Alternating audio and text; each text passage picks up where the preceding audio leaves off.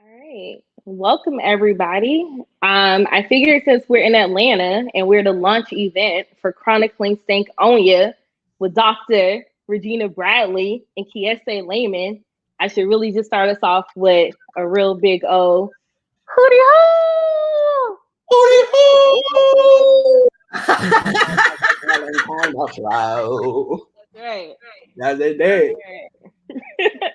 So, I am Dartricia Rollins, the Assistant Director of Karis Circle, the nonprofit programming arm of Karis Books and More, the South's oldest independent feminist bookstore. And I just want to say thank you for joining us tonight. We got almost 550 people in here. And I mean, it should just be that way because it's Dr. Bradley. Yes. I just want to give a quick shout out to our event partners, the Auburn Avenue Research Library on African American Culture and History. And just orient you really quickly, there'll be a librarian from Auburn Avenue who'll be dropping some supplementary resources into the chat. Please know that all of the resources will be there after the event and you can come back to them. No need to divert your attention. Just keep your eyes on the screen. And really, just welcome Dr. Regina Bradley, an alumna of Nazir Jones HipHop Fellow at Harvard University and an assistant professor of English and African Diaspora Studies at Kennesaw State University. She's the author of the Boondock Collage, Stories from the Hip Hop South, and of course, Chronicling Stankonia, The Rise of the Hip Hop South, and editor of the forthcoming anthology and Outcast reader, Essays of Race, Gender, and the Postmodern South. I also want to introduce born and raised in Jackson, Mississippi, Kiese Laymon, born and raised in Jackson, Mississippi. Kiese Laymon, professor in English and creative writing at the University of Mississippi. He's the author of the novel Long Division, the memoir Heavy, and an essay collection of How to Slowly Kill Yourself and Others. Really quickly, if you have questions, drop them in the chat box, the ask a question box at the bottom. KSA will read them to Dr. Bradley and we'll get through them. Feel free to upvote something if you really want to make it seen.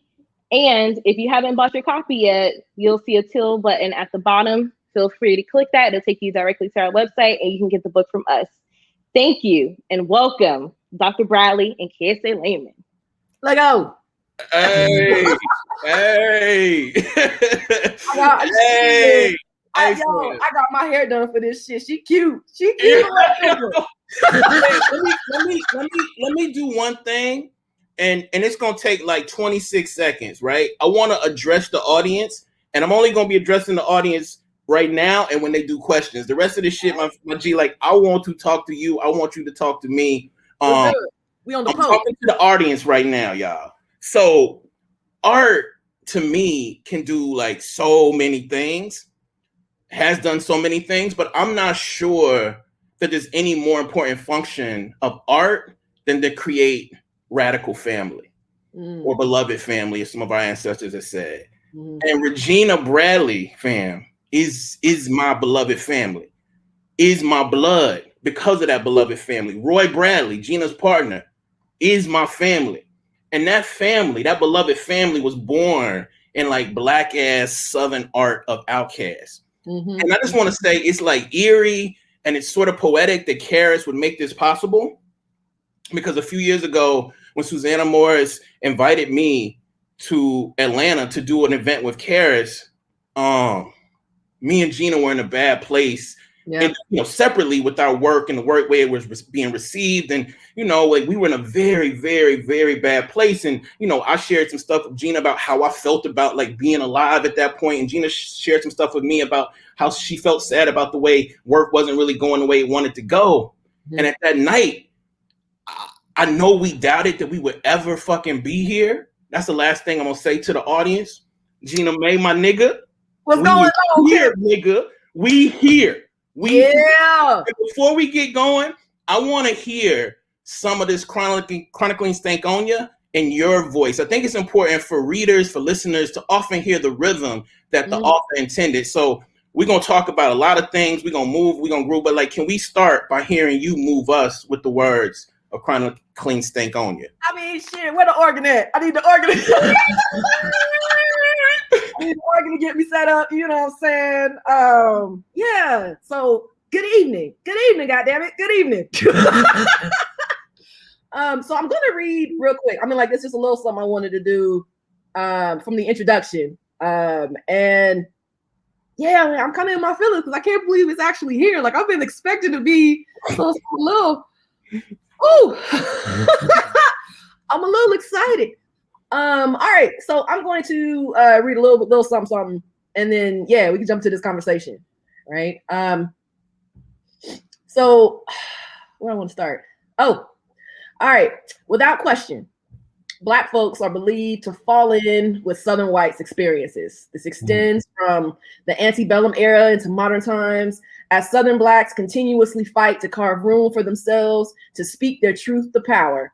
Even amid the struggles of the 20th century civil rights movement, itself an effort to depart from white supremacy and the socio-cultural constructs that supported it, white folks and their reactions were not far from center. The legibility of Southern Black respectability politics aside, the movement sustained itself across the region, both because of the promise of Black civil rights and the hopes of white folks' assimilation into the effort that these rights would be better for everyone. However, after the assassination of Dr. Martin Luther King Jr. and the collapse of a perceived monolithic Black leadership, the coordinated efforts of the movement broke down into localized attempts that, by themselves, did not sustain the interest of national news media, Black or white. This was especially true in Albany, the peculiar jewel of the civil rights movement that forced Dr. King to reconsider his blueprint for racial equality. And although my grandparents did not participate on the front lines of the movement, they knew people who did, and they contributed to the cause through other means, such as making protest posters, donating money, or providing brown bag lunches. Further, it was not uncommon that teachers and elders who participated in the movement were still living in Albany, such as Rutha Mae Harris, who taught special education at Monroe High School, or the late Dr. Janie Rambo, who taught French at Westover High School. Landmarks were also important during the Albany movement. So, for example, the Albany Civil Rights Museum, which is now the Albany Civil Rights Institute on Whitney Avenue, was repurposed from its use as a church headquarters to be used for marchers and protesters. Without fail, every time we drove past the museum, my grandparents would point to it in the Shiloh Baptist Church across the street and say, when Dr. King was here, he would walk back and forth across the street to speak to both churches because all the people couldn't fit into just one building. And although I would nod and say, yes, ma'am, or yes, sir, out of respect, it was fleeting in my mind because I did not feel an attachment to the movement with the same fervor and depth that my grandparents and my elders did. However, what went unsaid was very much a part of my daily experiences. Albany's high unemployment rate, the threat and fear of becoming a teenage mother or high school dropout, racial profiling, and the rap music that spoke to these social economic conditions daily. In my mind, Reverend King held space alongside the Atlanta rapper Pastor Troy, who proclaimed, "Ain't no more play NGA," and dubbed himself the leader of the wicked church. And while Troy's imagery certainly subverts the Southern tradition of the Black church as the epicenter of protest and change and its associated respectability politics, there is also an awareness that he too is speaking his truth to power, albeit with more bass kicks and synthesizers than a church organ or the traditional percussive clapping of marchers or a church congregation. What Southern hip hop realized and older generations wanted to tone down was that Dr. King's mountaintop was not flat. Amen.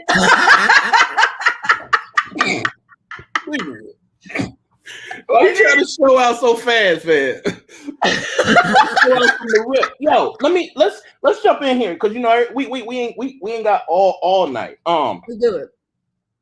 I want to just start with you let us know early in this book that you're situating Outkast as reckoning in the contemporary American South as theoreticians and not just culture producers. And when I read that the first time, I heard so much Barbara Christian in there. But can we talk about why it is important for us to see Outkast as theoreticians and as theorists, right? Not just culture producers. Like, why do we need to see Outkast as theorists? Because I'm tired of hearing about hip hop and shit from everybody who ain't from the South. You know what I'm saying? Like, real talk, man. I mean, what Outkast does with music and art and music videos, you know what I mean?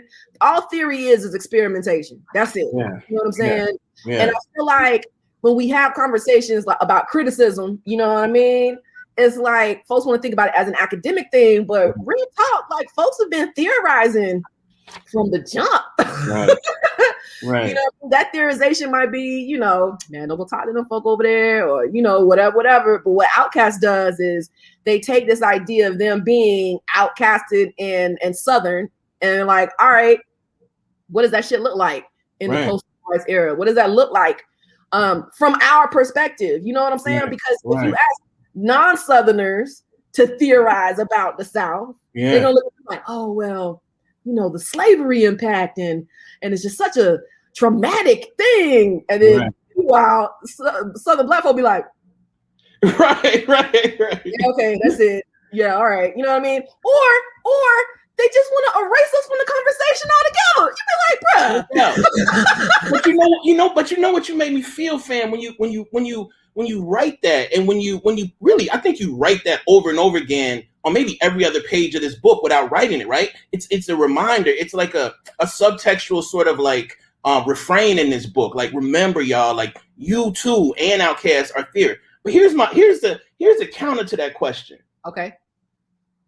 Having been sort of like drowned by so many theorists, self-proclaimed, who did not give a fuck about us or where we from, why do we even need them to be theorists? You know what I'm saying? I think sometimes we laud this idea of theorists, but when I'm actually honest about like theorists, like the theorists in my world, in my life, have actually attempted to create theories to write us off the fucking face of the earth. And I think these niggas are the illest theorists, but sometimes I'm like, why do I want them to be theorists? How come they can't just be outcasted? Talk to me about that. All right, so like two things. First of all, because I'm academic and shit, so I had to give some kind of the academic, you know, the academic theorization and the discourse. You know what I'm saying? It ain't really academic unless you say discourse at least one good time. You know what I'm saying? But it was a way to make them visible for folks who don't see them otherwise. That's like the main thing. The second thing is I just love the way they experiment with it. You know what I'm saying? So it's like, you know, when you think theorizations and theorists, you know, you usually think dead white men. Yeah. But like for us, theorists are like, for me, Nana Boo, for you, Miss Catherine. You know what I mean? Right. My granddad. Right? It's like the elders. You know what I'm saying? It's our friends. Right. It's our friends. Right. You know what I'm saying? Like one of the things that didn't make the book because, you know, I would have still been writing if I would have, you know, kept doing this. But one of my first places of theorization was the school cafeteria table, folks. Oh, yes, indeed. You know what I mean? Like you go, you know, everybody had their little sections, you know what I'm saying? And shout out to Southside Middle School and Westover High and the Benny, you know what I mean? Like you had like your people, you had the athletes and then they was in their little corner, you know what I mean? With the coaches.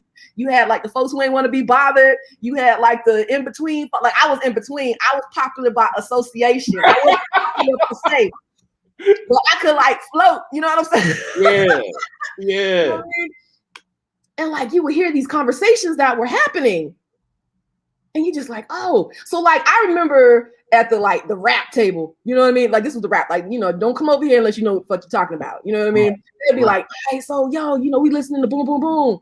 And it's like, somebody came over there and was like, hey, man, y'all heard this single? And they said, single? You know what I'm saying? Like, we're trying to talk about what they heard on the radio, not actually like deep diving into the word. You know what I'm saying? Like, take your bootleg chicken and your crusty ass Papa John's pizza and take your ass on. This ain't your conversation. Absolutely. You know what I mean? Yeah. So it's like, theorization for me is just a way to make us visible to folks who wouldn't check for us any other way. It's not me trying to make sure it's validated. It's just an opportunity for folks who need to get it together to be like, oh, we've been doing this. You need language to articulate. Man, thank you. Yeah. I just want to thank you for putting Jesmyn in conversation with your theory of trap, in conversation with your reading of T.I., in conversation with Pastor Troy, in conversation with a book called Long Division. And you know, when I read this, I keep thinking about, I mean, I think the best writers take us backwards, right? And it's like, when we go backwards sometimes, I think we hear like these strange, grainy music and, you know, all of the, but when I go back, I hear, you said that lunchroom, I hear that boom, boom, boom, boom, boom. You know, niggas banging on the. And so, like, when I think about theorization, one of the illest theories I ever heard was from my boy Brandon Franklin, who is the brother of Brad, who you know was once a member of Cricket Letters. Oh yeah, kamikaze. Yo, no kamikaze. His name was B Dazzle, and he could rhyme. And he, you know, my boy Ernest was doing the shit, and Brad and Brandon spit a rhyme, and we got up and left. And then I was like, somebody was like, Brandon, like, who won? And Brandon was like, niggas know. Like, no, fam, niggas know. That was my first ill theory. And one of the things I think you're doing in this book is extending that idea of what niggas in the South know, and like how what we know must be talked about, torn apart with each other as the primary audience. So can you talk about how Outkast is at once talking to us, you know, reflecting us, but also shattering that reflection and attempting at their best to take us otherworldly? Can we talk about that? Yeah, but you also need to remember, you know, the folks who was beating on the table and shit, you know, they was also playing the football, pistol football. You know nigga, I can play that shit right now. You oh yeah, I mean it's you know what I'm saying? It's almost like, let us put you on game. Yes. That's really what it is. Like, let us put you on game real quick. You know, folks want to be like, oh, hip hop is just New York. It's just these particular boroughs. And I'm like, nah, bruh, let's break that shit apart. Yeah. If they're in the boroughs up there, then they definitely in the counties and the neighborhoods, you know what I'm saying? That, you know, down here. And I think the thing about Cast that folks sleep on is the fact that it's like, okay, I'm unapologetically represent my shit. Like, I don't need you to care. You know what I'm saying? Which is why, like, that Source Awards moment was so important. Talk about it. Because in the middle of being, but like, real talk, like when I was writing this, I was going back and looking at the footage, right? And I'm like, I'm waiting on a chair to come across the screen. Oh, like, yeah. No, because there's so much shit other stuff was going on at that Source Awards, right? Yeah, but like nobody, like very few people have written about it academically. And I'm just kind of like, word? But anyway, so it's like, you know, all these things happening. You got Dre up in here in his purple dashiki. You got Big Boy, who's like instigator of the year, folks. Like, and they went there with like the Goody Mob and Shanti Dash, you know what I'm saying? And then they get up there, and I still can't forget Salt and Pepper for that shit. Just the way that their whole enthusiasm was just like, Outcast. And I'm just like, bitch.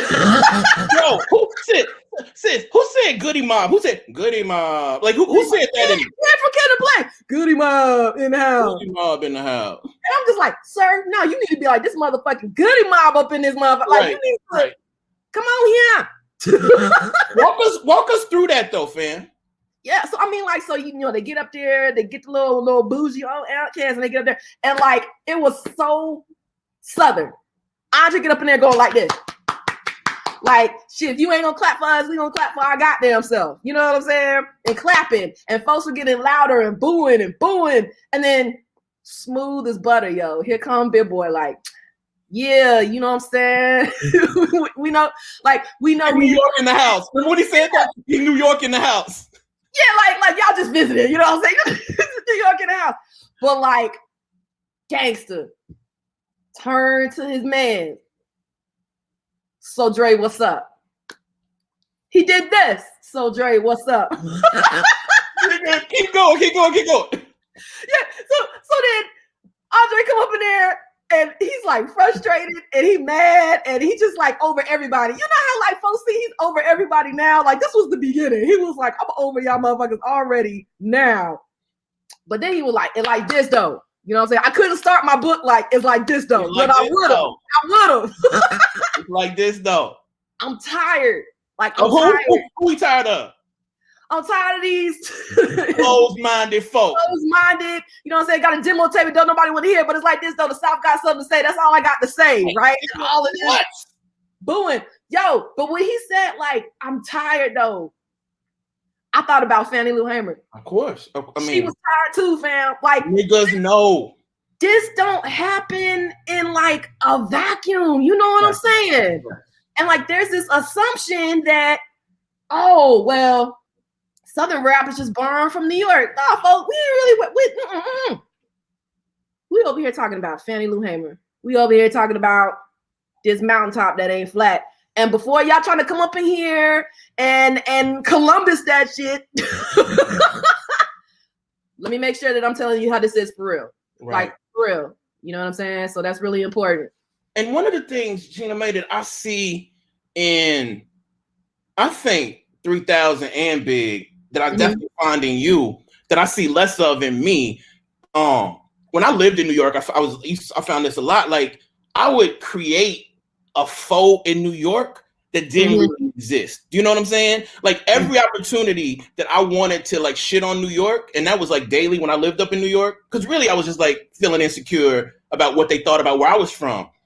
And I've never asked you this, fam, but like I don't hear no insecurity in your shit when it regional insecurity at all. I don't hear that in Big or Dre. And I want us to talk about how one can critique, like, you know, the region that sort of attempts to define us, but not do it reactionary. Like, how are you critiquing what New York has done to us and, you know, blah, blah, blah, but not doing it in this reactionary way? Like, you actually seem sincerely in love with your region, and you don't have to diss New York to love your region. Talk to me about that.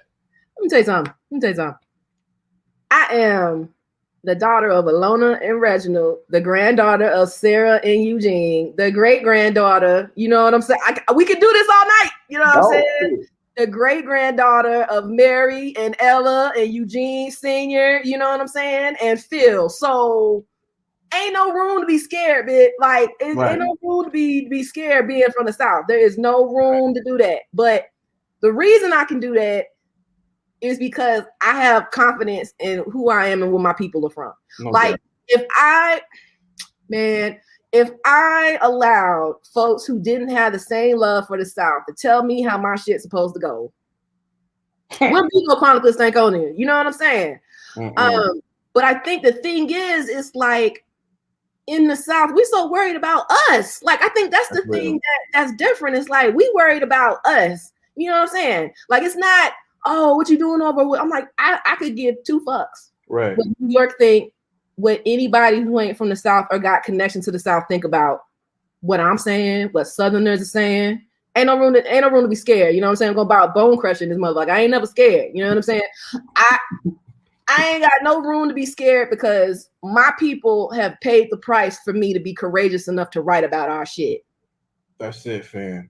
You know what I'm saying? Yeah. Like, Sarah Pearl and Eugene went through everything so Regina could write about it. You know what I'm saying? Miss Catherine was at that chicken plant, so Kiese could write about it. You know what I mean?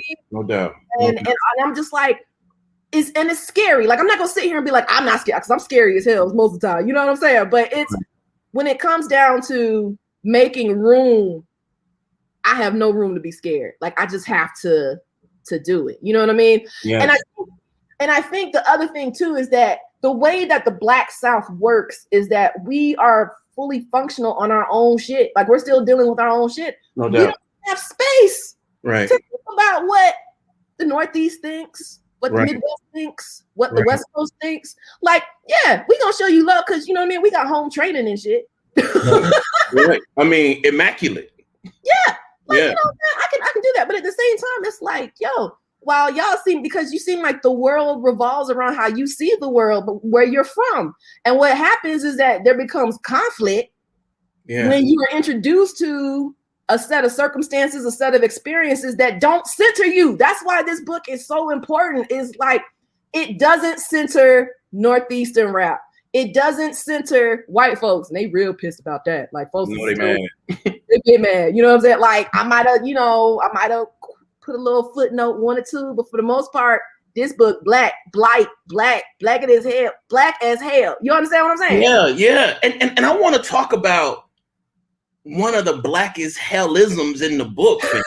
and this is going back to this idea of theory, because, you know, I'm trying to push a little bit so you can like shine a little bit more on that, because we theorists, my nigga. Like, we know it, blah, blah, blah, blah.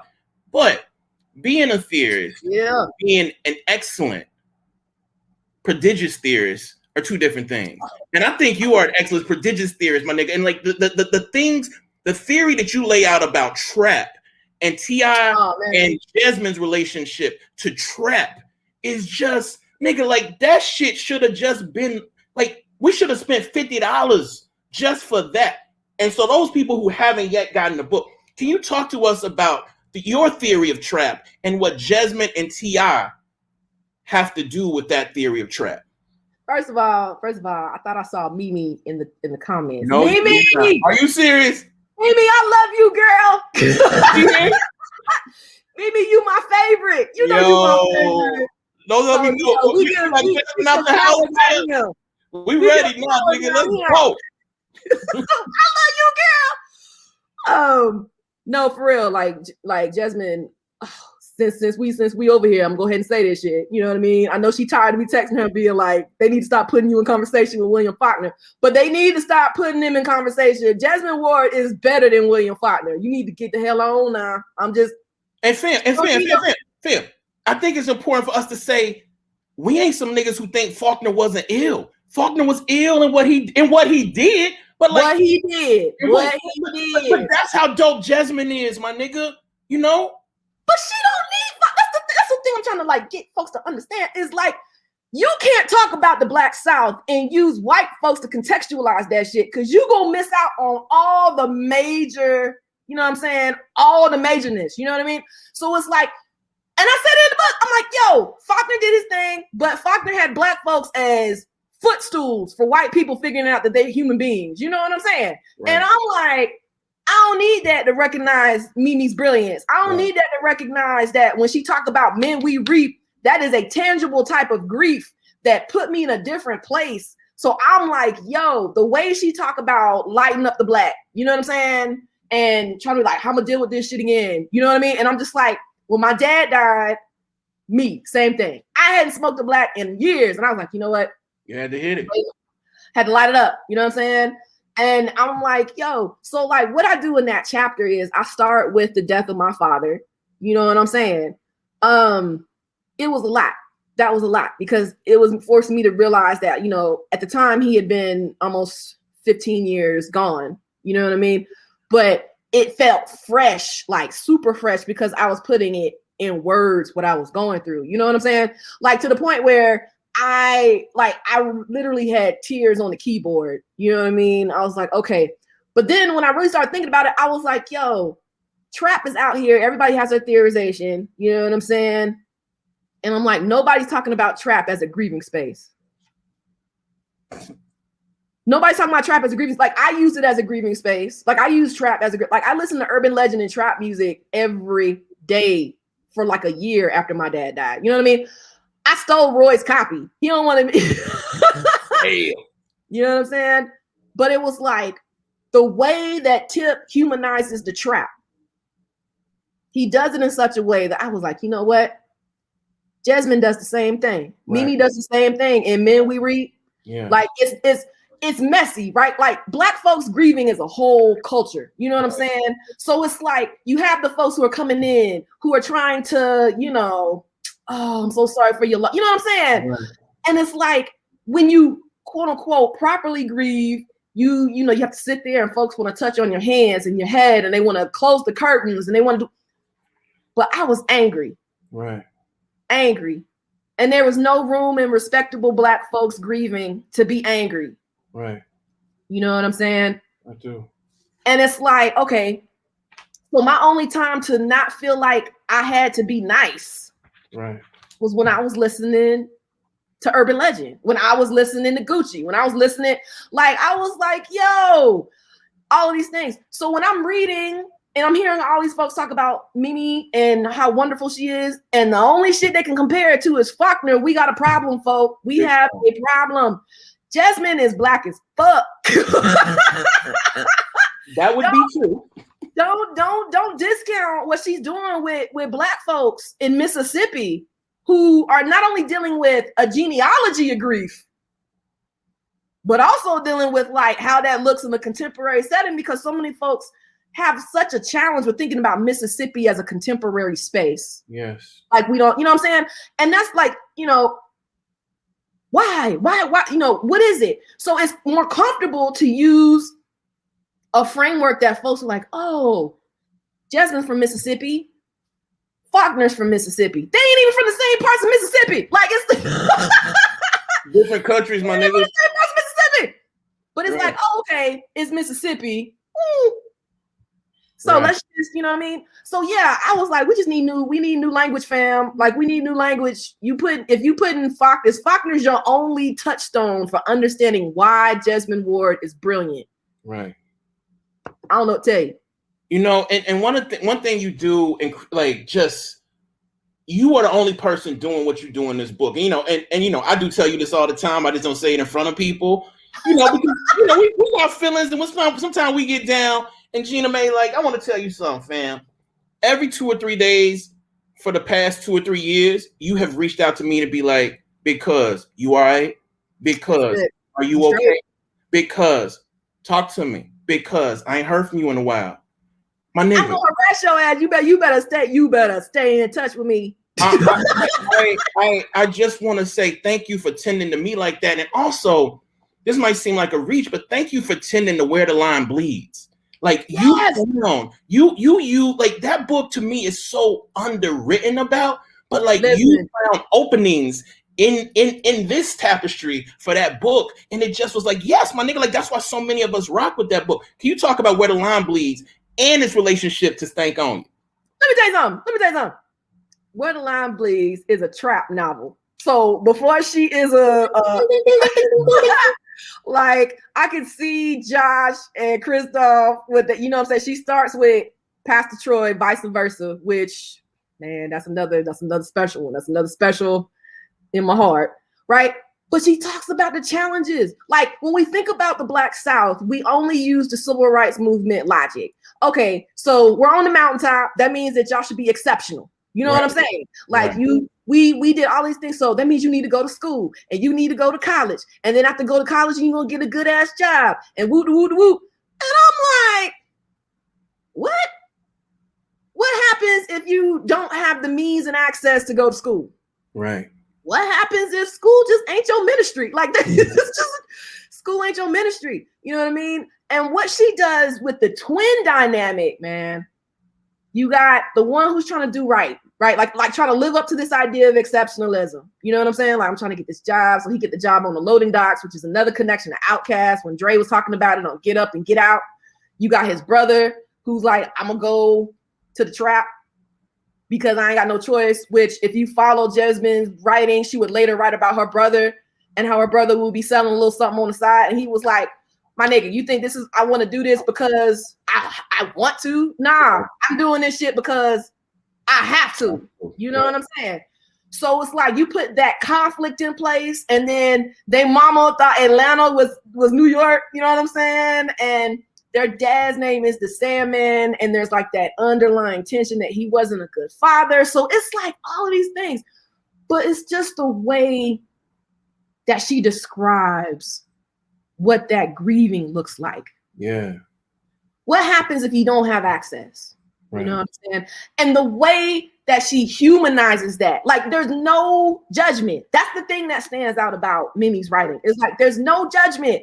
I'm gonna give it to you 100, no chaser. Right. So when you think about trap, that's definitely part of Stankonia. And I'm not even talking about just like snapping and trapping. Like, you know, Tip like to say he started trap. He ain't starting no goddamn trap. He branded the shit. Hey, let him know. Let him know who started. Let him know who started trap. Where you want me to start? Because if you think about like proto trap shit, then you going to UGK. Of course. In Pocket Full of Stones. If you think about in Atlanta, you going to Kilo Ali with Cocaine. Right. But you know, even as early as shit, 96 with Outkast, and they talking about on the wheels of steel, you know, never go to the trap and ask questions. Yep. Then you get Cujo Goody and them Cujo Goody on Soul Food and Thought Process. Right. And then you get like Spodio Dopalicious and Backbone with Concrete Law and then, you know, I'm Serious, you know what I'm saying? Yeah. And then 8 Ball and MJG coming out of Memphis, but that's like a bluesy trap. You know what I'm saying? Yes. So it's like, bruh, folks been talking about this shit before 2003. There just wasn't a name for it. And I'm like, all right. But I think like the way that Where the Line Bleeds speaks to me being part of Stankonia is because it allows us to see that everything's not linear in the South. Just because you said it's going to happen like this doesn't mean it's going to happen like this. But what happens when it doesn't happen like that? Right. You know what? you know what, Gina? I wanna also, fam, you know, you write about long division in here in a way that just makes me feel like I got like one of them heavy ass blankets, but my grandmama made it. You know what I'm saying? Like them heavy blankets. So I want to, but I do want to say this to you, fam. Like we did an event together in Mississippi one time, and we were talking about the new shit, you know, the new southern hip hop, new southern music. And, you know, I was honest with like, yeah, you know, I rock with some of it. Chris, my favorite MC right now. But, you know, I was like, it's hard for me to feel some of it. And you said, what I heard you say, which might have been different what you said, was that we can't love our kids if we don't attempt to understand the music that they love. Right. And I want you to talk about how important it is to understand what's going on in contemporary hip hop right now. But I also want to talk about how important it is for you to be able to know that, to write a book like this, because I feel like, you know, the reverberation of your understanding and knowledge of contemporary hip hop in theory could run antithetical to like such a deep dive into Outkast. But I think you pull on the contemporary to pull more strings out of Outkast. Can we talk about that? Yeah, I mean, it goes back to what I was saying earlier. It's like, you know what I'm saying? The South exists on legacy. You know what I'm saying?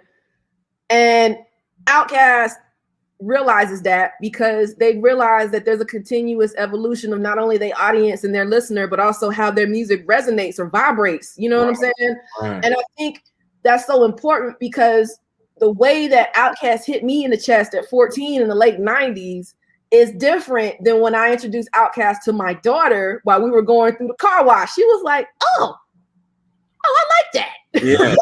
Yeah. Praise God. She like Cass. Because if my girl don't like Cass, you know, I might have to disown her. I'm for real sweet. Right. You know what I'm saying? But like what happened, like, and I'm gonna get it to the point, but like real shit, what happened? One of my dearest, closest friends, Courtney Holman, her son is one of my godsons, right? JoJo Man. And the book came in and she called me and she was like, girl, got the book. I said, oh, I got the book. That's great. And she was like, girl, Josiah went and had to Google Outkast. I said, praise God. It is. That encyclopedia is different than we used to, bruh. You know what I'm saying? He was like, let me go see what my auntie be talking about. You know what I'm saying? But all of that to say is that the thing that makes Southern Black folks so dynamic is that we're continuously revisiting the past so that we can think about the future. We never really get footing in the present. You know what I'm saying? Yeah. Like we always kind of be like, which is why, you know, Long Division is so great because City shows such unsure footing throughout that whole book. How am I going to love? How am I going to move forward? How am I going to take care? You know what I'm saying? Yeah. And then it's like, but they're in conversation with what's happening in Freedom Summer.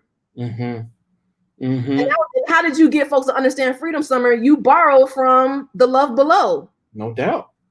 You know what I'm saying? It's you know what I mean? And it's just like, oh, well, that makes sense. So it's like when I teach the Outkast class, one of the things I try to get folks to understand, because you know, one of my students was like, well, why are we listening to? And I'm just like, listen, let me tell you something. Let me put you on game real quick. You can't appreciate the tapestry that Outkast creates unless you understand where the threads came from. Yes. The threads come from Parliament. The threads come from Brick. The threads come from Funk. The thread comes from Backyard Revivals. That draw that CeeLo has as a deacon, that's not taught. It's ancestral. Right. And that desire to be otherworldly is so rooted in Southern practitioners that came before Outkast, right? We have to be otherworldly because we live in a society that don't want us to be here, period. That's it, fam. They don't want us to be here.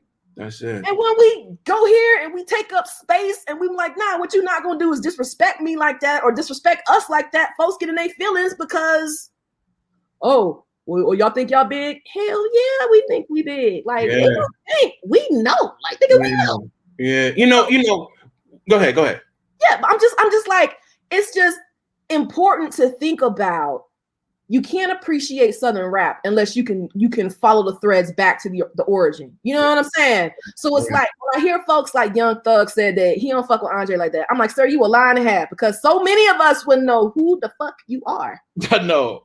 Unless Andre went on his on somebody's morning show and somebody was like, oh, so who you listening to now? And what did he say? Oh, there's this new cat, Young Thug, that's really dope. And folks was like, that made me listen to him, fam. Like, that made me be like, oh, he must be all right. Yo, but this is like lifestyle, Young Thug. You know what I'm saying? The one where you gotta like study the screen and be like, okay, give it up, some of lifestyle. And nobody knew he was saying living high like a volcano. Sir, anybody hear that? It's like Mary J. Blige and Dancery. Nigga, that's perfect. That's perfect. Let me go ahead. Let me say something. I want to remind folks to get their questions in here. And I'm gonna ask at least one more question. And if there's other questions, we're gonna weave them in. But here's a question I want to, because you bring up 3000 and lineage, right? Yeah. And I think those of us who listen, like we know Kendrick would, if there was a Kendrick would sound different without 3000. If there, Crit would sound different without 3000. You heard that joint Bozos? You heard that joint Bozos? Yes. Toby and Wigway is the future shouted. I think I put this on Facebook. Like, to me, Bozos should have been named Andre 3000 because it's such an ode to that brother stylistically.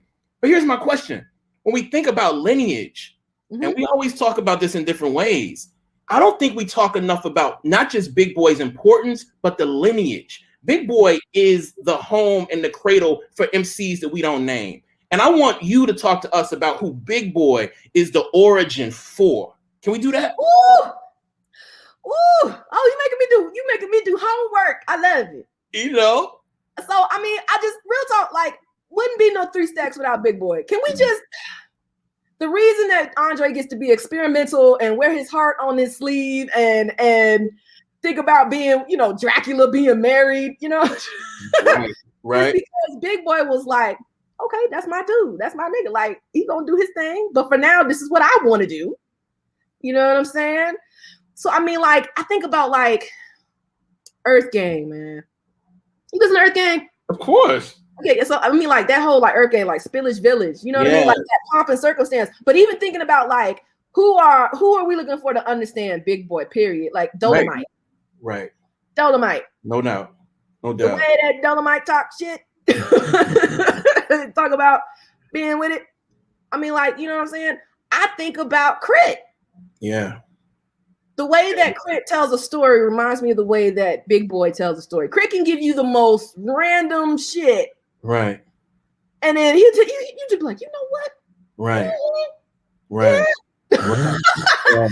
And I think it's a question that a lot of folks ask me, like, oh, how do you feel about, like, what do they do for each other? I'm like, the reason that folks love 3 Stacks so much is because he invokes an emotional response from us. Because so many of us live in our head.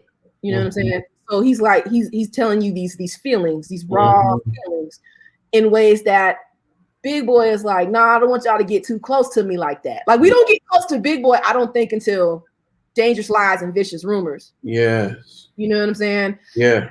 What's crazy is that Andre introduces us to this more personal side, but it's almost like Beyonce. I'm gonna put the shit out there. I ain't gonna explain the shit. And I'm gonna do this. I'm gonna just put it out there. I'm gonna put it out there, and, like, y'all do what y'all want. We still don't know what she wanted with Lemonade. Right. Still. Right. Yeah.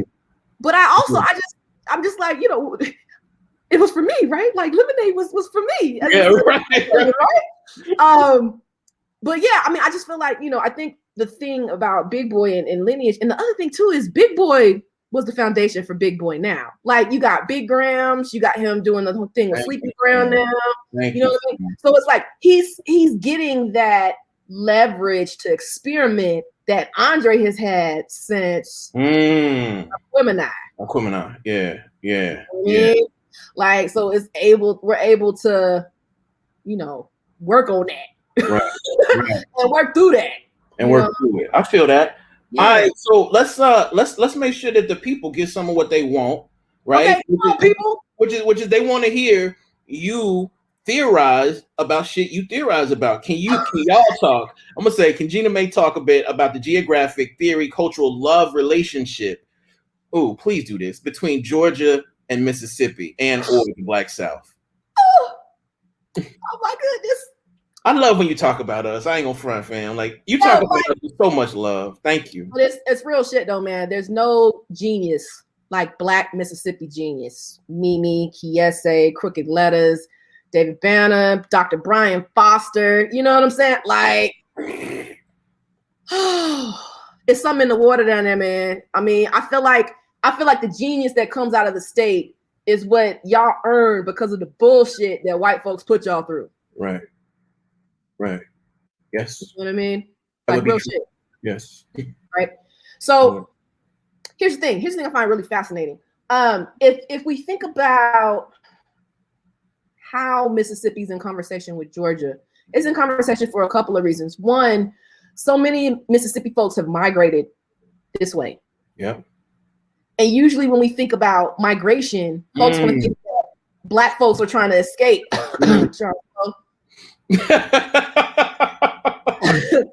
Like, oh, they're trying to get away. And granted, there were some folks who were trying to get away, but the reality of that shit is so many folks in the South were just moving across the South.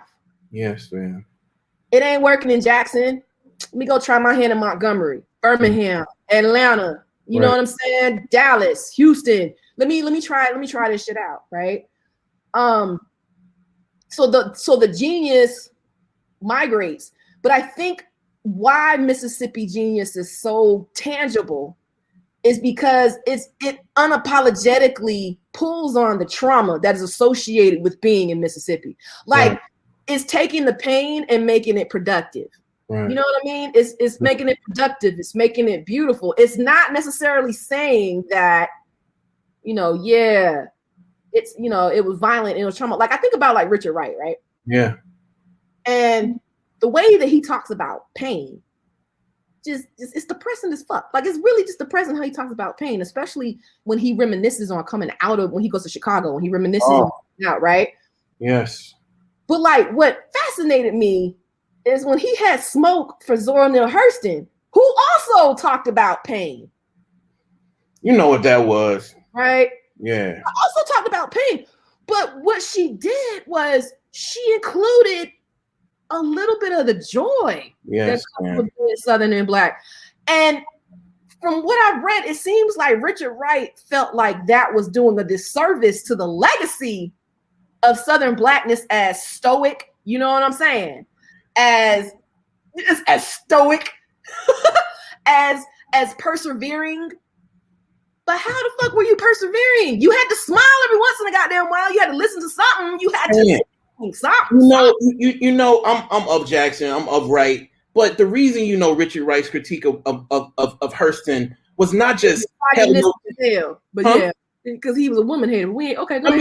Yes, he hated fucking Black women. First of all, but also, fam, people forget that dude wrote Uncle Tom's Children, and like if there's anything Wright wrote that is in the vein or worthy of like a Hurston-esque exploration, and I do think Wright was a genius, genius, and it was me and you, I think, but he wrote shit that like was in the sort of like bag of Hurston, but when Hurston did it, and one might argue better than him, now you want to talk about motherfuckers exploring joy and shit, bro, because you understandably born in 1909 or whatever can't touch it, but this person can, right? Mm-hmm. I love that you tell the truth about that shit, but keep talking. All Georgia, Mississippi, keep going. But yeah, so I mean, like, and then on top of that, if we think about it from a hip hop perspective, Atlanta becomes a mecca. It's closer to get to the A than it is to get to New York, and also it's closer to get to the A, and your art will be respected as Southern than it is to go to New York and have to explain yourself. This is why it sounds like it does. Right. You know what I'm saying? I do. So it's like you get somebody like Crit who's coming out of Floridian, Mississippi, or Meridian, Mississippi. Yeah. And he comes to Atlanta and he's producing and he's doing his thing. Nobody's asking him, well, are you sure that you have to represent Mississippi? Yes, motherfucker, I have to represent Mississippi. Right. I think the flip side of that, especially being from Georgia, and this is something that I grapple with, is the problem, not necessarily a problem, but the challenge about being from Georgia is that everybody assumes Atlanta speaks for all of Georgia. And it don't. And it don't. And it can't. And it can't. I mean, like, it, you know, so like when folks be like Atlanta influences everything, I get that. But Atlanta don't speak for everybody who's Georgia. And that's me coming from Southwest Georgia. You know what I mean? Right. So I think that the idea of the migration of genius and the permission to allow that genius to manifest in the way that it does is a reason that Georgia and Mississippi are in conversation with each other. Alabama is in conversation with us. You know what I mean? We're all in conversation. Yeah, we ain't trying to shit on Alabama. But you know, ain't one of us from there, so we wanted to focus on it. All right, this one says we talked a bit about queerness in hip hop, and I would love to hear your thoughts about Outkast and gender performance. Yeah, especially in terms of that experimentation you were talking about earlier, and you go into that in the book. So let's, you know, we pull that right out. I mean, like, honestly though, I feel like that's one of the places I could have gone deeper in the book, but I just, like, again, if I would have kept writing, we would be having this conversation tonight. It would probably still be on my computer. But anyway, so it's interesting, right? It's just kind of fascinating because on the one hand, when you first are introduced to Outkast in 94 on Southern Playalistic, they subscribe to the quote unquote hip hop masculinities that are in play. You know what I mean? Like baggy clothes and the misogyny, you know what I'm saying? Like I'm thinking about Hootie Hoo in particular. So I mean, like we gave the Hootie Hoo, you know what I mean? But at the same time, I also remember that Andre was like, you know what I'm saying? He was getting cut up. The girl had a latex. Called him and was like, nah, could be me, not me, you know. Right. and I shouldn't laugh, but it's true because I remember so many of those conversations in high school. Like, bruh, you know what I'm saying? What you want was some cut up? Cut your ass up. Cut your ass up. But then it's like, you know, there's a particular type of performance that's there, right? And it doesn't push back against anything. The only thing that it, like gender-wise, it doesn't push back against anything. Then you get something like Aquemini. And Aquemini is knocking on the door of Andre 3000. Like Andre 3000 don't come out till Neck of the Woods or Mystical and them for the Wood soundtrack. You know what I'm saying? And that's still your joint? That's still one of your favorites? What? The Over the Woods. It is top 10 for me, but my favorite is still In Due Time on the Soul Food soundtrack. Yeah. But yeah, it's like, you know, so you get this introduction. So there's this need to evolve, right? On top of that, you know, Big Boy is a father now. He has a girl daughter. And I don't know what it is with black dudes and daughters, man. Something happened. They might be the most hotep motherfucker on the block. Yeah, he went big shit, like women, da-da-da. And the next thing you know, they have a little girl and they're like, you know, you gotta treat these women like queens. You gotta treat these women like queens. And you like, sir, you was out here hoeing last week, sir. Right? So it's like, you know, so then you get into that. But even that's still misogynistic because if you listen to Jazzy Belle. Yeah, fam. We got to talk about Jazzy Belle. You got the women, like, you got the women that you care about on these pedestals. Rightfully so. But don't extend that same grace, that same safety, that same protection to the woman you was smashing last night. Right. Last week, the girl that you was talking shit about in high school. You know what I'm saying? Right. So it's like, not only is it playing on this idea of the Jezebel, because, you know, this is still Bible Belt shit, right? So it's like the Jezebel, but it's also like the Southern Belle, which is two things that are often in conversation with how folks try to define Southern Black womanhood. You know what I'm saying? And they trying to work through it. You know what I mean? Like they give you those things. And then Goody Mob come out with Beautiful Skin, which to a very impressionable 14-year-old, I'm like, damn, that's how I want to be loved. Like, he's like, you know, no, ma'am, I don't know you. You know what I'm saying? Like talking that good shit. Like, right. Shit. That parking lot game, that parking lot pimping. And then when I go back and listen to it, I'm like, how I'm dressed, sir. Right. At the club. Yeah. Do you want me to be dressed like I'm going to church? Right. At the club. So I just find it really interesting that it sounds on like it's shout out to Treva Lindsay, the brilliant one, right? Yeah. The idea of melodious misogyny. Outkast dabbles in it, Goody Mob dabble in it, everybody dabble in it. Right. You know what I'm saying? Right. I don't know, but real quick, so by the time that we get to something like The Love Below, Andre has evolved, right? Like he's not thinking about where women fit into his life. He's thinking about where he fits into the lives of Black women. He gives you the interview with his mom. He's thinking about, all these things. Like, one of the best skits ever is "Where's My Panties?" It is, right. Right. Kid, it was my birthday and I liked it. Right. I think the evolution is crucial though, right? Because 3,000. I mean, he won 3,000 then, but you remember he talking about. He was dissing women for not giving him a back rub. And remember that he was blaming that shit on like on women's like being queer. Like a nigga can't give a back rub these days. Mamacita is one of the most homophobic things I've ever heard Outkast say. No question.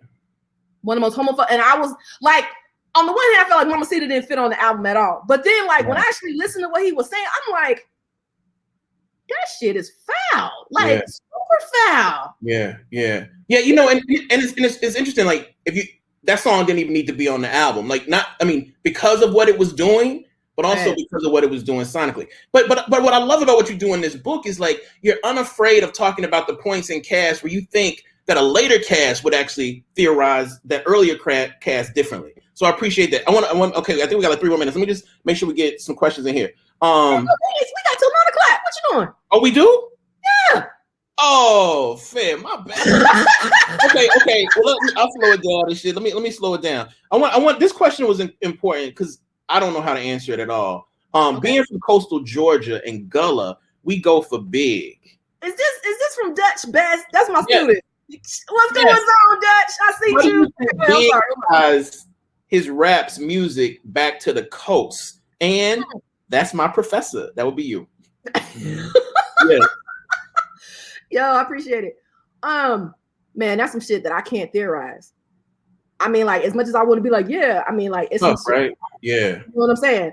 I mean, like, I get it because that's one thing that I often think about. I wonder if Big Boy is Geechee. If he got the gullah in him. I feel like he got the gullah in him, you know. Right. I don't know where that drops. But like, I'm also like, this is something that I wish scholars would understand is like, if you don't understand the shit, you don't understand the shit. Like or if you can't answer, like, I feel like that's something that I can't answer. Yeah. Honestly, you know what I'm saying? But what I can say is that when I think about the influence of Georgia's Coast on Big Boy, you definitely see it, especially in his skits. Yes, fam. Like, I know we're going to talk about the skits, you know what I mean? Let's talk about the skits, nigga. We got 30 minutes. Yeah. So, I mean, like, the skits that the cast writes are legendary, right? So, like, one of the skits I'm thinking about is right before East Savannah comes on the Aquemini soundtrack, and it's Big Boy trying to get him some dro, you know what I mean? And like, he's like, I'm like, you hear it? He's like, oh, what's going on? And he's like, yeah, man. He's like, what you know good? He's like, shit, trying to smoke like you. Trying to smoke good like you. I smoke good like you. And it's just like, just the way that he talks and engages. You know what I'm saying? You hear the seaport. The seaport come out of him.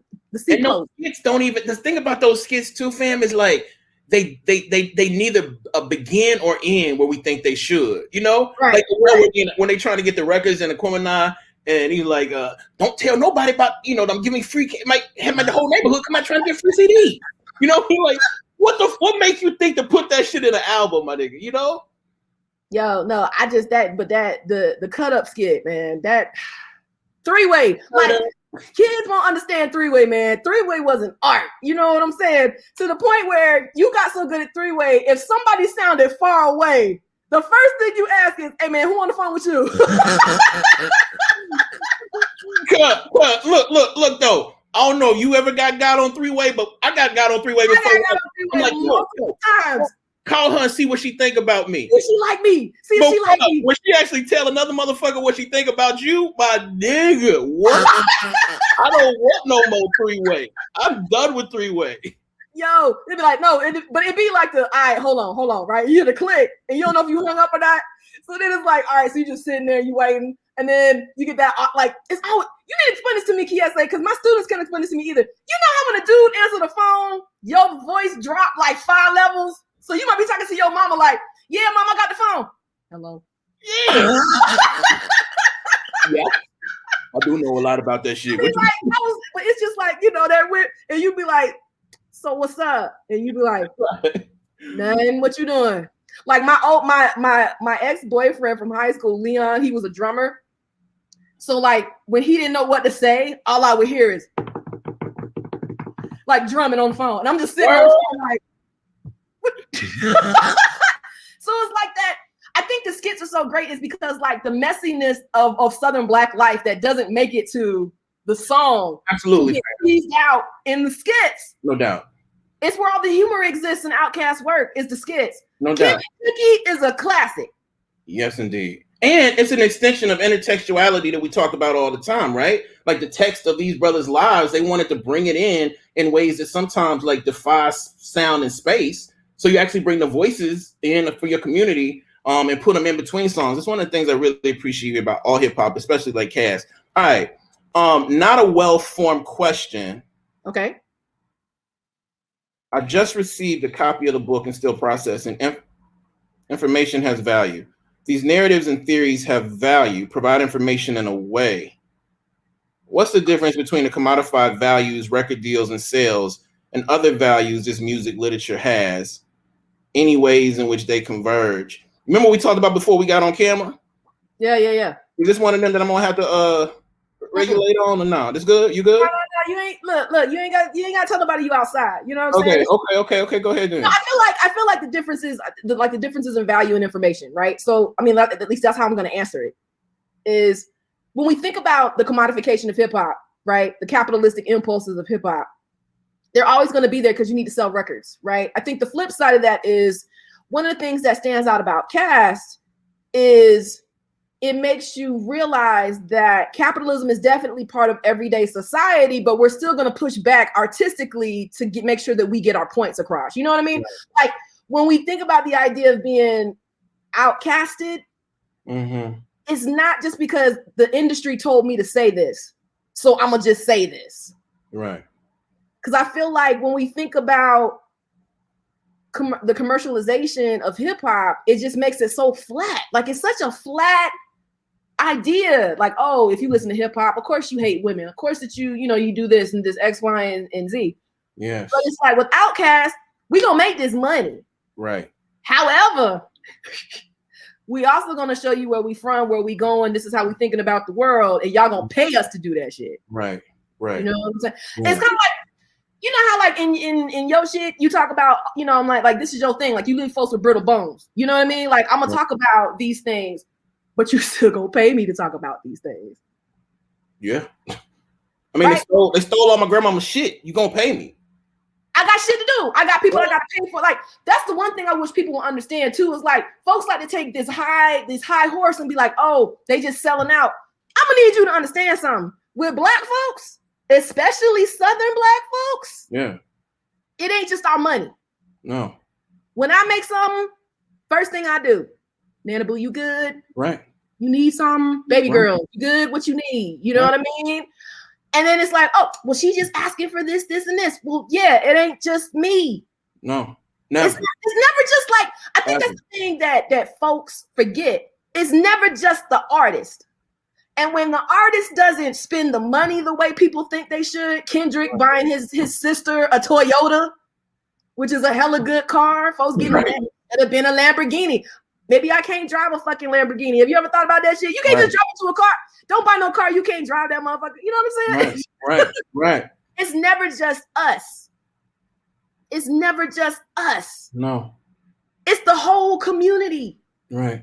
It's the family. Yes. It's the family. Right. Because the people who sacrifice for you, you know what I'm saying? If they need something, you want to be like, I got you. We talk about this shit regularly, right? Like one of my biggest fears is not being able to take care of my grandmother if she needs it, or not being able to take care of my mom if she needs it, or my auntie, or my husband, or these are things I'm thinking about. So yes, I'm always going to be thinking about money. Right. The money doesn't influence the criticism. The money makes the art easier to create. It does, fam. It does. And I don't have to worry about where my next check is coming from. Right? Right. Then I'm gonna be able to be like, like, oh, I'm gonna write this, I'm gonna write that. There's so much shit that I want to write, but I can't because I'm like, ain't nobody want to pay a motherfucker. Right. If they don't pay me, I need to continue to work. And I love my job. Like, I love being a professor. Kennesaw State students are dope. You know what I'm saying? Yes, indeed. But it's also kind of like, well, shit, if I had one semester off, just yeah. Right. Yeah, fam. I want to make. There's a question that went off, and I just want to make sure. I think I found a way into it that's not like repetitive.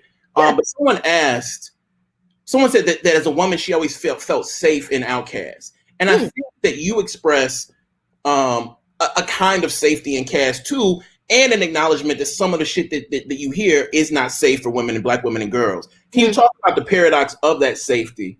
Because I think that's what the question was getting at.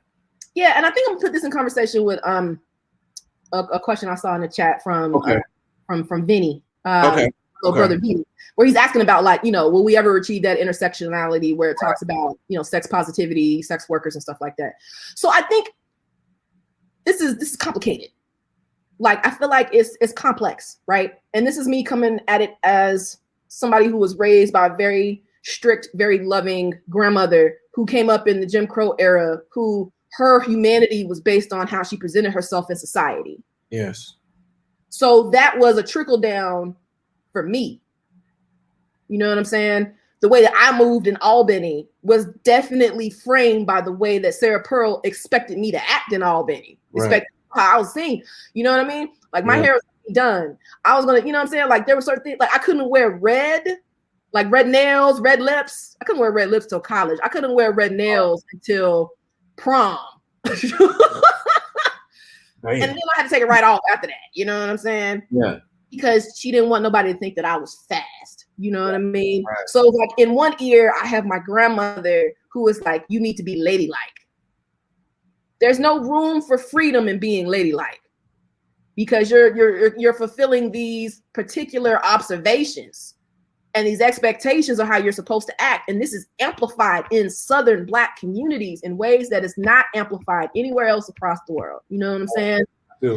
So it's like when I introduced hip hop into my life, it was Trina with The Baddest Bitch in 99. And the hormones was knocking, you know what I'm saying? They didn't really come on till the title video that it was completely on, you know what I mean? Right. But it was like Trina up in here talking about being the baddest bitch. This is what you need to do for me. Mia X up in here talking about goddamn, I'm the lady on report card day. Like, nobody cuss like Mia X, okay? Nobody. You know what I'm saying? And then, hormones is on. I remember in my journal, like, writing journal entries trying to pray away the horny. You know what I'm saying? It was just like, please, Lord. Like, I'm trying to do right. Like, I'm going to church every Sunday. Like, I'm like negotiating with God, right? Like, oh, man. But then I'm still listening to, like, Gangsta Boo. I see. Somebody said Gangsta Boo. Yes.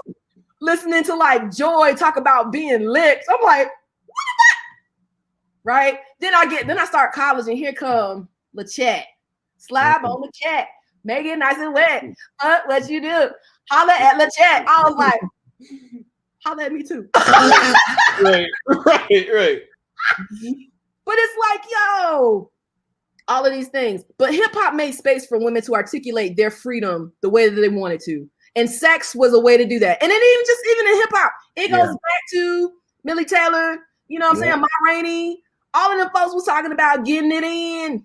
Like, getting it in. Right. You know what I'm saying? Yeah. But, it's again, legacy, right? Yeah. So I think, and then go to the second part of that question. I think it was a safe space because hip hop allowed for Black women and girls to feel what they really felt about sex, about being able to move, about having a nice ass. Right. Everybody ain't got juice. You know what I'm saying? Like, the juice was celebrated in Southern rap. Right. Nice ass. You know what I'm saying? I want to two nice ass. You know what I'm saying? Right. I feel you. It's like it was a space to complicate what people expected out of us and put it in conversation with what we wanted for ourselves, the agency that we wanted for ourselves. You know what I mean? So it's like by the time you get to the Stallion, Miss Meg. And she telling you what she is, like one of my favorite lines on her joint was when she was like, you know, people tell me that I'm full of myself and I ain't even got to dessert. I was like, I need to be dope like that, right? But I also think like she's making room for these girls to recognize that when Black women dress up and we get sexy and shit, I ain't worried about no dude. No, right. This for me. Right. This for me. Right. And then like what trips me out is like when Black women tell you this shit is for me. Right. Folks get in their feelings. What are you talking about? That's some whole shit. You doing that whole shit. Right. Well, you need to enjoy the whole shit because you ain't took my eyes off me or this ass since I walked up in this room. So who being a hoe? I'll wait. Who out here hoeing? Who out here? You know what I mean? So I feel like the safe space allows for Black women and girls to see themselves the way they want to be seen. Like it's an act of emancipation. Right. And then to pull in Joan Morgan, the GOAT. The GOAT. If you think about hip hop as a gray space, I can critique the shit that I engage on a daily basis. That's where it gets cut off, right? It's like, oh, you up in here going to the club, you dancing to Luke, you out here hoeing, so motherfucking what? Right. I can also critique the shit because I actually know what it's saying. Like there's still a bias that women can't talk about rap. Right. Dr. Bradley, you can't write that book because, you know, right. You're a woman. Right. Right. You know what I mean? So it's like, if I'm in the culture, if I'm of the culture, then I'm able to critique the culture. That's not taken away. That's some battle rap shit. That's right. Battle rap being like, you know what? You shouldn't have said that about his mama. You should, you know what? You shouldn't have said that. No, right. You don't say you like, that shit fire. That shit right. That shit right. That's right. You need to leave women the fuck alone and let us do this hip hop thing. We ain't worried about y'all. So you just need to, you know what I'm saying, keep it moving. And I feel like when room is made for Black women and queer Black folks and femme and non-femme folks and non-binary folks to say what the fuck they want to say in hip hop, it'll be so much better. Yeah. Yeah. So much better. Folks living their lives isn't for you to be voyeuristic about. That's the other part that get on my nerve. Folks want to be voyeurs. You want to take a peek into how I do this hip hop shit, but you don't actually know what's going on behind closed doors. You don't know how I'm using hip hop as an emancipation tool. You don't know how I'm using hip hop to speak to all of these folks who I can't get to otherwise. Everybody don't go to fucking school. That's the other part. I'm in church, nigga. What you doing? But I'm for real. If I said, we're going to talk about, because I do, in the book, I talk about Lacan, who is a French theorist, to talk about T.I. And I go to the Benny, and I go to CME neighborhood, which is right there on the east side, right? That's where we was at church at, you know what I'm saying? And I'm like, yo, I want to talk to you about Lacan. And then this nigga gonna be like, Lacan what? Nigga be like, come on that cologne. I mean, like, is that good cologne? You know, right. Like, no, that ain't cologne. Let me put you on game real quick. But if I was like, yo, you listen to Tip? Hell yeah, I listen to Tip. Yo, did you listen to that TRS-TIP? Man, that shit was trash. I'm like, yeah. What? Do you remember the skits? Yeah. You remember that mirror dropping? Yeah. Having a conversation about Lacan. There you go.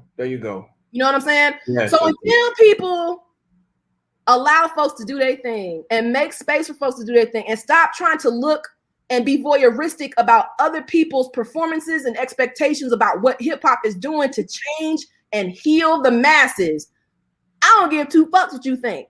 If you over here thinking that hip hop is just flat and misogynistic, or you feel like folks ain't supposed to be here, then hip hop ain't for you, cuz. Like, it's not, you need to stay in your little box on your little title or Spotify list and listen to your shit from that 1 year or that one artist who you can name back and forth. And that's it. Right. Don't be over here in this conversation. We trying to heal over here. We trying to, you know, tear shit up over here. You know what I'm saying? Yo, speaking of healing, fam, like you write in this book also, like explicitly and subtextually about like the importance of religiosity in your upbringing and in the music. So there's this question here. You talk a bit about the religious dimensions that influence the sound of CeeLo. Could you speak a bit more about where you might find religious influence in the work of Outkast? I mean, that's just a softball for you to go off. That's real soft. Liberation. Yeah. Go off, child. Liberation. Like, I feel like the thing that stands out with Outkast is that you get an idea of spirituality that pulls from these multiple experiences, but doesn't necessarily stay directly in line with what we expect religion to do, like the organization of religion. You know what I'm saying? And this is what I think about folks like Candace Bimbo, Candace, you know what I'm saying? The Candaces, Candace Bimbo, Candace Simpson, you know what I'm saying? And, you know, with Bimbo being from North Carolina, you know what I mean? Like, her Jesus migrate. He don't just stay in this one part of the church that only pops up on first Sunday. You know what I'm saying? Yeah. And you see that in Outkast. You see that idea of the sacrificial lamb, for example. Right? And the sacrificial lamb is like the one who, you know, pays the cost for folks to be better, like the goodness of people. You know what I'm saying? And you see that in Outkast. When you think about Quiminize church for me. It is. Big Boy is like, we miss a lot of church, so the music is our confessionals. Those things that you wouldn't dare to say out loud at church. And then the next thing he says, and then the next line after that, right? We miss a lot of church, so the music is our confessionals. The testicles in the nutsack, right? Like he's being like, I'm talking about the fucking like secular and non-secular. You can come with me or not, nigga, but this is where we are. Listen. Yeah. And it's like, you know what I mean? We can be spiritual, right? I mean, like Jazzy Bells playing on Jezebel. You know what I'm saying? Like there is this lingering question of spirituality and how spirit informs how we see the world. And I mean, shit, if Jesus was an outcast, you know what I'm saying? Why wouldn't he be in Outkast work? Like, that's what I love it. I feel like we need to slow that shit down. If Jesus was an outcast, why wouldn't he be an outcast? Why wouldn't he be an outcast? You know what I mean? Right. Because everybody likes to, I'm like, and this is the shit that happens. That's so fascinating to me. It's like we put these people on these pedestals, going back to the pedestal thing, right? And we keep them there, and the shit gets dusty. It gets outdated. Nobody want to touch it. Nobody want to engage it. We just know it's there. But like, you need to ask them questions. Right. You know what I'm saying? Right. Like, what will we do with an angry Jesus? Yeah. We saw a little bit of him turning up in the temple because he was like, well, we're not going to do this. Is my daddy house. But we're not going to do here. Changing out money. You know what I'm saying? Yeah. When y'all dropping wine and shit everywhere. Y'all ain't got no home training. You know what I'm saying? Home training, right. What do you do with the fact that, I mean, this is a question that I grapple with, is like, why do our ancestors have to stay dead? They don't. Like, so like my biggest critique of Black Panther was that speech that everybody loved and shit. And I'm like, what? When he was like, you know, bury me with my ancestors at the bottom of the ocean, whoop, whoop. And I'm like, sir. Right. Your ancestors didn't pray their way, cry their way, laugh their way, sex their way through the trauma that they had. You wouldn't be here. Like, why do we have to keep the ancestors quiet? Why do we have to ignore the ancestors? Because if we ignore the ancestors, that means that we are quote unquote better Christians. You know what I'm saying? And what Outkast does in their work is they bring it all together. They take Jesus off the pedestal and make him a living, breathing thing that you grapple with, that you argue with. I argue, it's grapple with, argue with, cry to, give thanks to. All of these things, you know what I'm saying? And it's kind of like, oh, okay. So when you get to something like Bombs Over Baghdad on Stankonia, you got the choir, because you know, you have to, I feel like white folks' church is the chorus. The chorus. Choral, and the choral director. The choral director. Right.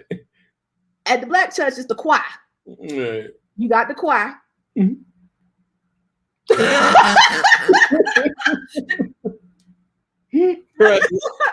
Right. And it's like, but you know, who else is at the church?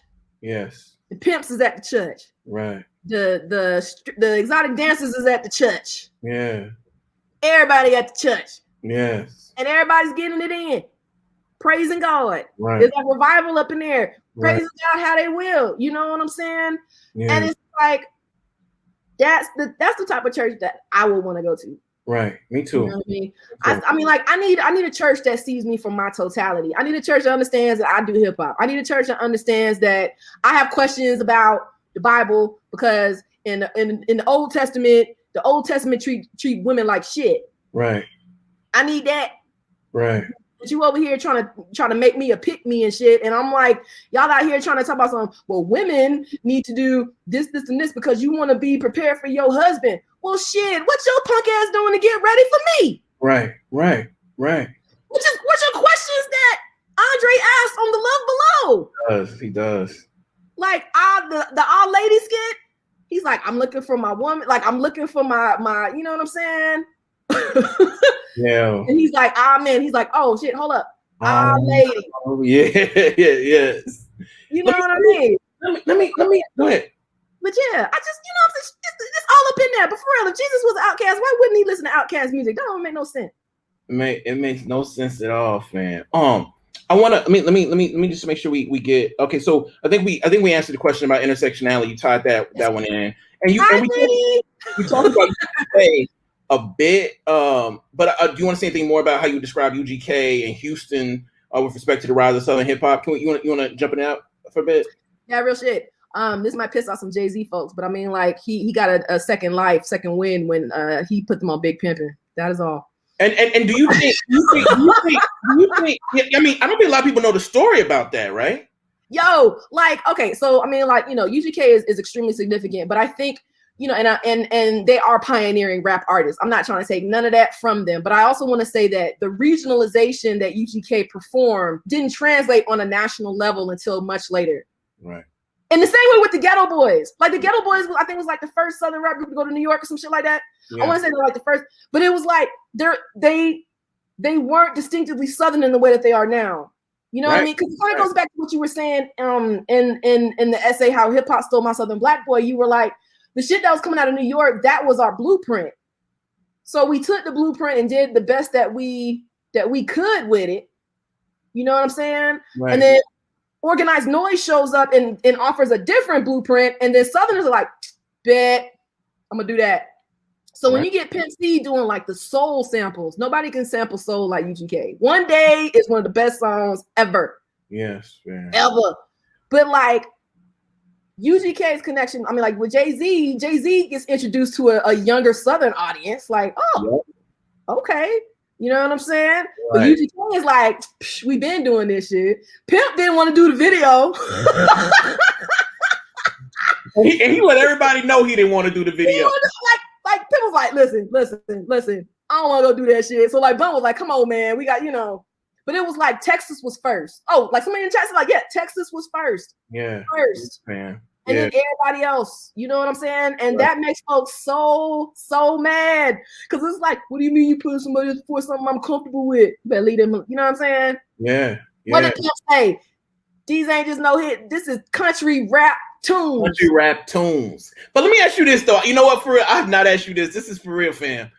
What you think when Pimp C got off the plane and talked in Atlanta? And he was like, when I got off the plane in Atlanta, what time? Is it Eastern time? Is it Eastern time? Y'all the South, is it Eastern time? Did you take a switch to that man? Yo, I say long live the pimp, man. Long live the pimp. Like he was unapologetically himself, right? Like on international plans, he was like Andre tried to take out his drums and he ain't like that shit. You know what I'm saying? No. Yeah.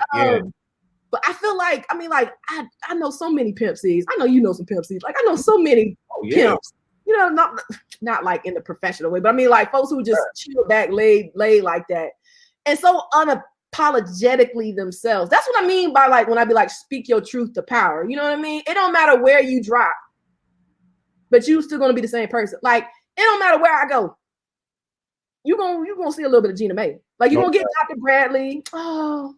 Yeah. Gina May gonna come out. Like Kiese, you gonna see Kiese. Right. If you try it, then you gonna see Big Key. Yeah. I mean, that's just the way it gotta be, right? I mean, we got home training, but you know, the most important thing I think T.I. ever said, and he says it every time he speaks, is, you know, disrespect will not be tolerated, fam. Nope. You know what I mean? And that's just something we carry with us. We're going to be super. And the reason is because we are going to be incredibly kind to you and give you so many opportunities. But I just think when you cross it, ain't no coming back for better or worse. All right, this I want to get this one. I love the latest. Oh shit, we got 4 minutes. I love the latest Goody Mob survival kit because it's so true to their own sound, but it's also so current and the subject matter is legit grown folk shit. If Cass were to do an album now, what themes of now would you love to hear them address? I didn't like Survival Kid. Yeah. Cool. Okay. Things I want them to talk about. Definitely the woman question. Y'all know the thing it has shifted. You know what I'm saying? I want to know about that. I also want to know, like, I want a track that's called "The South Still Got Something to Say." I want a track that said "The South Still Got Something to Say," and I want to know what you think is going on with rap then and rap now, because I feel like they have a hand on the pulse, especially Big Boy. Big Boy is still actively out here making music. And Andre, if we can get him to stop giving flute concerts at you know, random airports, would love him to revisit what that means. The South got something to say, you know what I'm saying? And how we can do that. But also, like, honestly though, like, I want another Kim and Cookie skit. Where they asses at? I do too. I wonder. I mean, my hope is that they make another album, obviously, but whenever I imagine their album, I don't think about them putting skits on it. I want them to, but I wonder if they would. So yeah, no doubt. I hope they put out another album, but I hope they do some skits. Rico Wade. Haven't opened my book to a read yet, someone says, but any bits on Rico Wade? Yeah, you wouldn't have Outkast without Rico Wade. Yes. Like, period. You know what I'm saying? I mean, like, I'm ready for him to do the biography. I'm happy to ghostwrite that shit because I know he got stories. You know that.